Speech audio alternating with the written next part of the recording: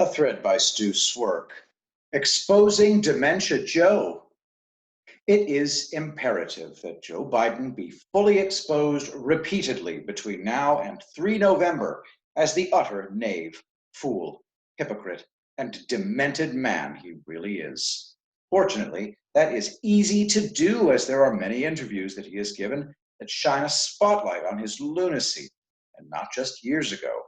There are dozens from the 2020 campaign alone that the legacy media have buried.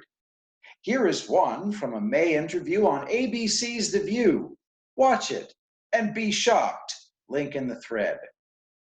That was utterly appalling. No wonder Obama asked him not to run several times last year and only belatedly endorsed him.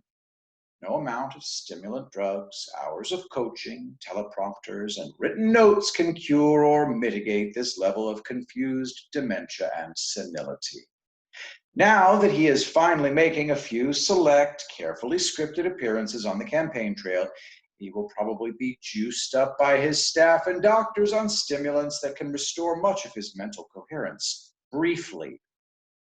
However, it is noteworthy that he still takes zero unscripted, tough questions from the non-Democrat media or from tiny voter audiences who have not been carefully planted and scripted by the DNC advance operatives. After each appearance this week, he has needed at least a full day of rest in quarantine before going on to the next public appearance, much less ever doing multiple campaign stops in one day.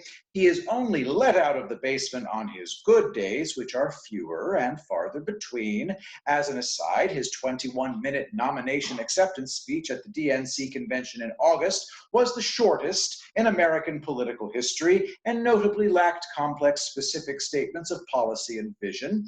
The View program in the above video was supposed to be a friendly venue on national TV with hyper-partisan Democrat Joy Behar and her buddies that would allow him to apologize and explain away his creepy Uncle Joe sexual predator-like behavior with women and young children. And at one point in his broken sentences, he admits it and alludes to such prior scripting so that perhaps he could put that weirdness and big Me Too liability behind him during the campaign.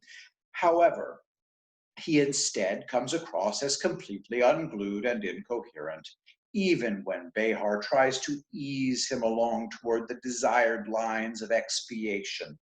Not one of his clipped, partial sentences makes sense, and he is obviously highly perturbed. No one, Democrat, Independent, or Republican, can watch this pathetic video and many recent others of a senile, confused, and ethically compromised Biden and still want to give this guy the keys to the White House and the nuclear football. As for the polls giving Biden a lead, if they are not deliberately weighted and biased by pro-dementia-crat pollsters, then some pundits may be correct in saying the dementia-crats could run deceased, executed, mass serial killer Ted Bundy as their candidate, and he would still be leading Trump in the polls, given the 24/7, 365 media's relentless hate Trump propaganda blitz. And to think about all the fools who swallow Biden's swill simply because he has a D behind his name. They all have a touch of dementia, if you ask me. We need to circulate as many of these ridiculous Biden interview videos to as many voters as humanly possible before 3 November. Let the videos speak for themselves. No words are necessary. The fate of our constitutional republic hangs in the balance. I will be the greatest president that God ever created.